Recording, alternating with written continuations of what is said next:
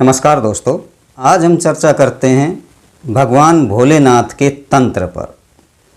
जो तंत्र क्रिया है वह भोलेनाथ की मुखारविंद से निकली हुई एक क्रिया है, जिसमें किसी भी इच्छित वस्तु को भगवान भोलेनाथ पर समर्पित करने से मंत्रों सहित तब वह व्यक्ति की जो इच्छा होती है उसकी पूर्ति करती है, जिसे भोलेनाथ के तंत्र शास्त्र में तंत्र क्रिया कहा गया है। और यही नहीं है कि तंत्र क्रिया केवल भोलेनाथ पर ही की जाती है। देव पद्धतियों में तंत्र क्रियाओं का जो जिक्र किया जाता है वह भगवान गणेश, माता काली, भैरवनाथ और 64 योगिनियाँ, यहाँ तक कि विष्णु और ब्रह्मा जी पर भी तंत्र क्रियाओं को करके और जो करने वाले व्यक्ति होते हैं उनकी मनोकामनाओं की पूर्तियाँ तंत्र क्रिया से होती हैं। प्रारंभिक जो काल था उसमें इसे तंत्र कहा गया था। आज इस शब्द की परिभाषा बदल गई है और इसे तंत्र की जगह टोना और टोटका में ले दिया गया है। सवाल ये उठता है कि जो तंत्र क्रिया करी हुई कोई व्यक्ति देखता है तो वह कहता है कि यह अंधविश्वास है, भगवान भोलेनाथ पर दूध चढ़ाओ कुछ नहीं होगा, अंधविश्वास है, दूध को खराब कर रहे हो, भोलेनाथ पिएंगे नहीं। यह भी एक तंत्र क्रिया है। यदि आप शास्त्र को उठाओगे तो अगम निगम का जो भेद भगवान भोलेनाथ ने दिया है उसमें साफ कहा गया है कि यदि कोई भी वस्तु भोलेनाथ के शिवलिंग पर चढ़ाई जाएगी तो वह तंत्र क्रिया ही कहलाएगी। कि सबसे उत्तम है पृथ्वी के जो देवों के देव महादेव हैं, वह भक्त की भावना, मंत्र शक्ति और तंत्र क्रिया करने पर ही व्यक्ति पर प्रसन्न होते हैं। जो उनका भक्त होता है उसको वह मनवांछित फल की पूर्ति करते हैं। प्रारंभिक काल में देख लो, सबसे बड़े भक्त रावण को ही देख लो, जिन्होंने अपने शीश काट काट करके भगवान भोलेनाथ को चढ़ाए थे। क्या था ये? तंत्र क्रिया थी।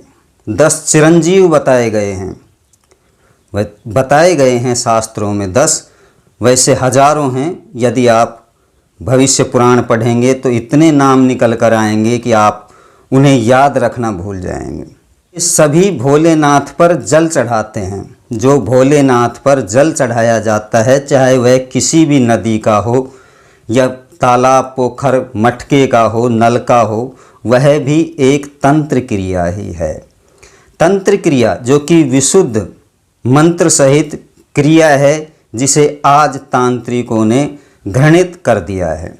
मैं ये कहता हूँ कि जब तंत्र क्रिया अंधविश्वास है तो इस पर विश्वास क्यों करते हो? यदि कोई चौराहे में आपको एक नींबू रखा हुआ मिल जाए, हो सकता है कि वह किसी के हाथों से गिर गया हो, उसी को देखकर डर जाएंगे कि ये तो कोई तंत्र क्रिया कर रखी है। तब कहो कि अंधविश्वास है, कुछ नहीं होगा। नहीं, तंत्र क्रिया जो कि दुर्गा सप्तशती ग्रंथ के अंदर लिखा हुआ है कि तंत्र क्रिया करने से षट कर्म की पूर्ति होती है। मैं इस अंधविश्वास जो लोग बात कहते हैं उसको बढ़ावा नहीं दे रहा हूँ, केवल आपको इसकी जानकारी दे रहा हूँ। जिस प्रकार पर्वत और घाटियों पर सरकार बोर्ड लगाती है कि सावधान आगे खतरनाक मोड़ है, तो ड्राइवर सचेत हो जाता है और वो अपने जो ड्राइविंग कर रहा है उसमें अपना मन लगाता है और सावधानी पूर्वक अपने रास्ते को पूर्ण करता है। उसी प्रकार मैं भी आपको इससे सावधान रहने की कह रहा हूँ। ये नहीं कह रहा हूँ कि ये अंधविश्वास है या इससे कुछ होता नहीं है। दुर्गा सप्तशती में भी लिखा हुआ है कि मारणम, मोहनम, वश्यम, स्तंभन, उच्चाटन आदिकम, ये षट क्रियाएँ होती हैं। तंत्र क्रिया करने से जो षट क्रियाएँ भगवान भोलेनाथ पर वो होती हैं, लेकिन सावधान हम भी करते हैं कि ये सब मंत्र अधीन है।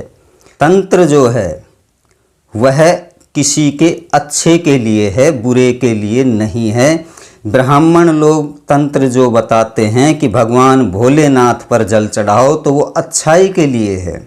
यदि कोई ब्राह्मण कोई तंत्र क्रिया बताएगा कि सूर्य नारायण को जल चढ़ाओ और यह मंत्र बोलो, आज कलयुग है, केवल नाम मंत्र से ही व्यक्तियों के मनवांछित फल की प्राप्ति होती है, तो यह भी विशुद्ध तंत्र क्रिया है। इससे किसी का बुरा नहीं होगा और आपके मन इच्छित फल की प्राप्ति होगी। सूर्य नारायण को जल चढ़ाना अंधविश्वास नहीं है, एक विश्वास है। और अपने जो विकास रुक गया है उस विकास को करना ही तंत्र क्रिया है। अपनी विशुद्ध भावना भगवान में भक्ति को मानते हुए ये तंत्र क्रिया की जाती है, जो कि भगवान भोलेनाथ की बताई हुई हैं और शास्त्रों से प्रमाणित हैं। किसी का बुरा करना तंत्र क्रिया में नहीं है, जिसका फल बताया गया है कि यदि किसी की बुराई को करते हुए ये तंत्र क्रिया की जाएंगी तो जो करने वाला है उसको, जिस पर कर रहा है, उससे 1000 गुना उसको फल की प्राप्ति होगी, यानी कि वो दंड का अधिकारी होगा।